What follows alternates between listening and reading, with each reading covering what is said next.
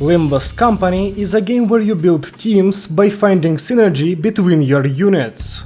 Usually, the synergy in question comes from multiple identities interacting with the same effect or dealing the same type of damage. However, an often less appreciated form of synergy comes from identities that belong to the same faction. The newest identity added to the game seeks to remind us of that fact, by bringing the Middle, a faction that doesn't see much play, back into the spotlight. That identity is, of course, the Middle's little brother, Sinclair. Sinclair is yet another Bleed identity added to Limbus Company during the game's 5th season. But unlike the other Bleed identities released in this period, he is not one to rely on and contribute to the Bleed stack. Instead, he promises to give a new niche to his forgotten siblings, released back in Season 3. Sinclair's synergies are quite interesting, and his offensive output, with all of his conditions met, is actually really strong. However, the question remains, how good is the middle little brother Sinclair actually? Today I want to answer that question by looking at Sinclair's kit and then talking about his performance in different compositions, namely the Bleed and Envy Resonance teams. However, before we start, I have to tell you that most of my viewers are not subscribed, and if you find yourself coming back to my videos or end up enjoying this one, consider subscribing. It takes just 1 second and helps me out a lot. Without further ado, let's get back to the little brother. We'll start with a quick overview of Sinclair's kit. The little brother's Sin affinity spread is focused mainly on Envy, with it being the affinity of all of his skills except his skill 1, which has Gluttony. His health pool is notably large, with Sinclair reaching 245 HP at level 50. His speed is also decently high, with a spread of 4 to 6. Sinclair's first skill is It You, which reaches 13 power with conditionals. The skill gets 1 coin power against enemies with 6 or more bleed, and on use, Sinclair gains +5 aggro and heals 5 SP. The SP healing is subbed out for +1 clash power if he is at 45 sanity. The 2 coins of the skill inflict 1 bleed each. Sinclair's second skill is Payback with Interest, which reaches 19 power. It has the same coin power and aggro effects as his skill 1, but in classic middle faction, the skill also gets offense level based on resonance. The offense level gained is doubled if the resonance is absolute. The first coin of the skill inflicts 2 bleed, and the second one deals more damage if the skill is part of a triple resonance or higher. Sinclair's skill 3 is Write Them All Down. It reaches 23 power, gets a stronger bleed conditional, which can grant 2 coin power instead of 1, and retains the offense level effect from his skill 2. The skill also deals more damage for every Book of Vengeance on Sinclair. More on that later. The coins of the skill are similar to those on his skill 2. The first one inflicts 4 bleed, and the second one deals more damage based on the resonance that includes this skill, and also deals even more damage based on Book of Vengeance on Sinclair. As for a defensive skill, Sinclair gets a counter. Warm Up in the East normally hits for 2 coins, inflicts 2 bleed, and gives Sinclair a shield that scales with his missing health. However, the skill can be turned into Sinclair's skill 2 or 3 at 4 or 6 absolute resonance respectively, increasing its value by a lot. As for Sinclair's passive, The Middle Never Forgets requires 3 Envy resources owned to activate and has the following effects. When Sinclair is hit by an enemy, he inflicts 5 Vendetta marks on the attacker. This is limited to once per turn. When an ally is hit by an enemy, the enemy is also inflicted with Vendetta mark, but this time with only 2 stacks of the effect. However, allies from the middle give the full 5 stacks per hit taken.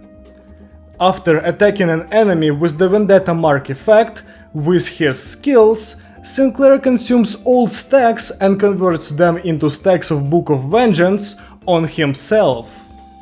As for his support passive, Sinclair gets We've Got Your Back. It requires 5 envy owned to activate and allows the ally with the lowest HP percentage to gain 2 defense level up at combat start. If the ally is from the middle, they also get 2 offense level up. That's it for his skills and passives. But before we can move on and start talking about his strengths and weaknesses, we have to take a look at the 2 effects that Sinclair plays around: Vendetta Mark and Book of Vengeance. Vendetta Mark is the first effect we'll look at. It can stack up to 10, and every stack makes the enemy marked by this effect take 2% extra damage per stack. Additionally, if the effect lives to see turn end, the enemy with the highest stack gets inflicted with 1 Sibling Vengeance mark next turn. Sibling Vengeance mark just acts as a vengeance mark for all allies, which is the effect that the Middle Identities of Season 3 inflict. The second new effect is Book of Vengeance, which is a buff applied to Sinclair. The effect stacks up to 30, and Sinclair deals 1% more damage per every stack of Book of Vengeance on himself.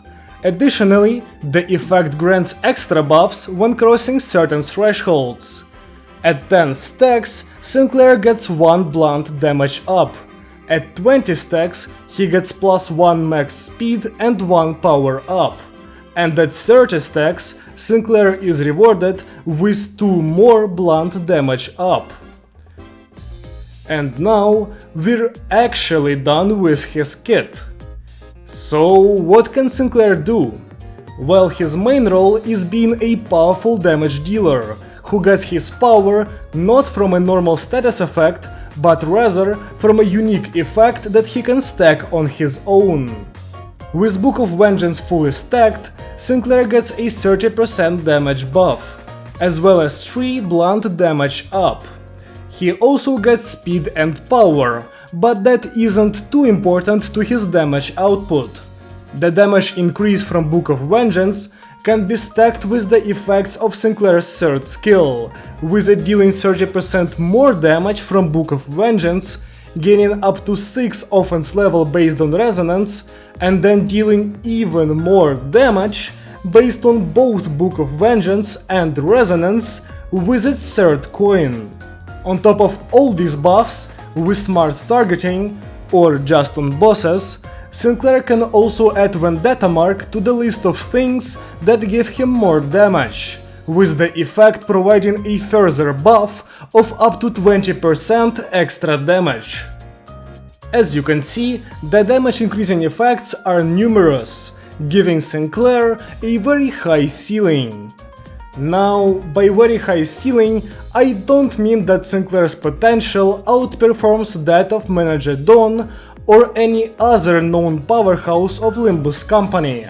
However, he gets decently close, closer than a vast majority of identities in the game.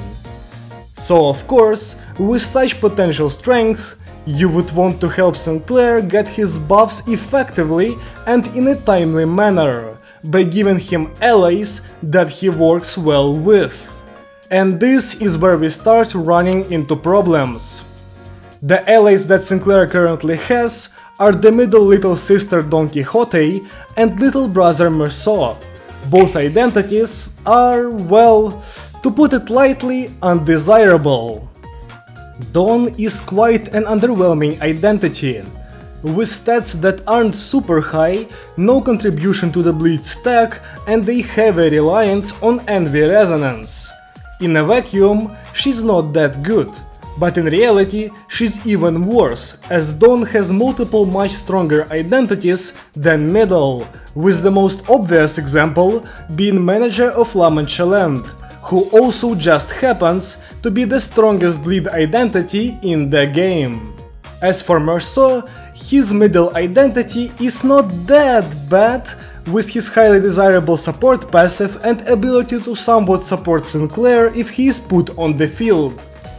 However, Merceau is still very far from being actually good, and even further from having an actual place on an actual team. Also, his support passive is really good, so just keep him as support. So I guess using the old middle identities is out of the question. You could maybe potentially kind of use them alongside Sinclair if you don't have any other options, but slotting them into any currently powerful team will be an active detriment, especially if you try to use them in Bleed, as even though Bleed is the status effect that buffs Sinclair, Sinclair himself actually makes the team weaker, now that even meta Bleed identities are fighting for spots on the team, despite all having good synergy with each other, due to the oversaturation of the Bleed archetype. And, of course, if Sinclair isn't good enough to get a slot in Bleed, his goons sure as hell don't even come close. But hey, not everyone has the perfect meta Bleed team. In fact, not everyone has a Bleed team at all. So how does the little brother perform on his own? Well, his performance can be described with one word: slow. The middle little brother Sinclair is an identity that does not rely on any outside factor except envy resonance to put out good damage. As I've said earlier, having middle identities on the field improves the speed of his setup, but it does not improve his ceiling. But the faster setup, even though it doesn't sound incredibly important, is definitely something you need to keep in mind, as reaching 30 Book of Vengeance stacks with just Sinclair spamming counters takes him a grand total of 7 turns, with one turn being spent gathering the ego resources for his passive, and the next 6 being used to get 5 Book of Vengeance per turn with his counter. This is obviously insanely slow, and is not helped by the fact that Sinclair really wants to get the full stack of his effect. The reason why Sinclair wants to get 30 stacks of Book of Vengeance lies in the fact that both the effect itself and his third skill have notable additional damage buffs locked behind getting the full 30 stacks of the effect, meaning that taking that extra time to fully set up rewards Sinclair with a big power spike. Not hitting said power spike or playing Sinclair without stacking up Book of Vengeance with his counter makes him a below average identity, meaning that the slowness of his setup is a pretty big limiting factor to his power. But it's about time I stopped talking about the German boy in a negative light, because now I want to look at the Envy Resonance team, which will be Middle Sinclair's home for the time being. The Envy Resonance team is exactly what it sounds like, a team built around creating Envy Resonance chains, and using said chains to fuel the effects of certain identities. I won't be giving you a full roster that you should be using for this team, as realistically anything with Envy defenses can be placed in the last 3 slots. However, the first 3 should usually be reserved for Middle Sinclair and Dawn, as well as multi-crack Faust, with multi-crack Heathcliff also making sense, considering his synergy with Faust and all things blunt. Although, a lot of players gravitate more towards the Picot Harpooner identity on Heathcliff, as he benefits greatly from Envy Resonance, while also fueling it well. But we're getting off track here. The Envy Resonance team is the one composition where Middle Dawn performs actually well, as she can utilize her resonance-based effects to their fullest potential, with her empowered counter being the most notable improvement. Having Dawn be a frontrunner on the team helps Sinclair greatly, as he can synergize with her counter-based gameplay and max out the potential of his passive while not actually screwing up the team by bringing her in. Although bringing her in is not exactly correct, as she has always been part of this particular squad. As for Sinclair himself, the constant stream of Envy Resonance helps him in two main ways. First of all, he can consistently use the offense level gain on his second and third skill, which might not impact his damage output as much as dynamic multipliers, but it does give him more clash power, which he can sometimes lack, as the Envy Resonance team usually cannot keep up a bleed stack for him to use for his coin power conditionals. And second, his counter becomes a lot scarier. While Sinclair without a proper stream of Envy Resonance is kind of harmless up until he sets up and starts using his actual skills, Sinclair with Envy Resonance consistently on the board becomes a menace, as his counter keeps turning into his skills 2 and 3, which dish out great damage and get only stronger with each turn. With all of these things working for him, Middle Sinclair becomes an incredible damage carry on the Envy Resonance team, asserting himself as the strongest in this composition, up until we get another Middle Identity that will be even stronger. So here it is, right? Sinclair is not exactly a bleed identity, as he has no place on that team.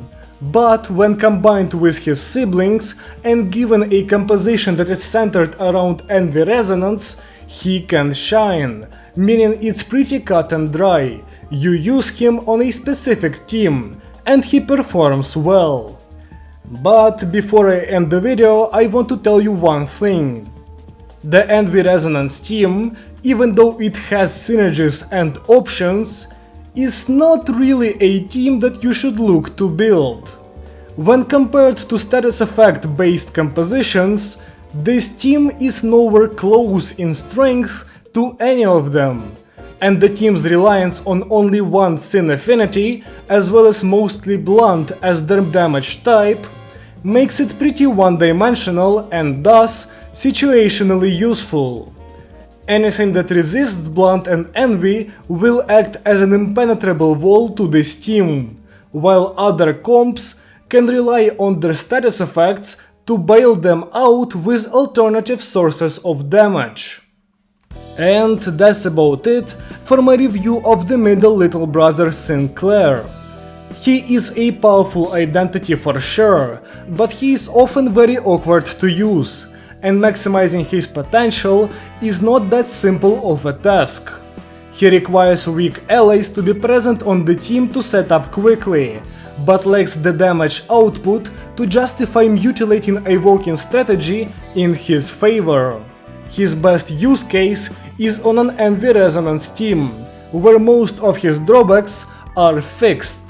However, the team itself is not exactly competitive. But I'll give him this. Sinclair's position in the meta currently is slightly similar to that of Barbara Otis on her release, where she could not reach her potential due to not having good allies that can support her in what she was trying to do. But while Barbara Otis got her friends to join her quickly after her release, Sinclair will have to wait until the next big middle release, Ricardo, to truly shine. If you disagree or have something to add, feel free to leave a comment below, and I will make sure to read every one of them. If you enjoyed the video at any point, leave a like to let me know, and if you want to see more content like this, consider subscribing. Thank you so much for watching, and I hope to see you again soon. Goodbye!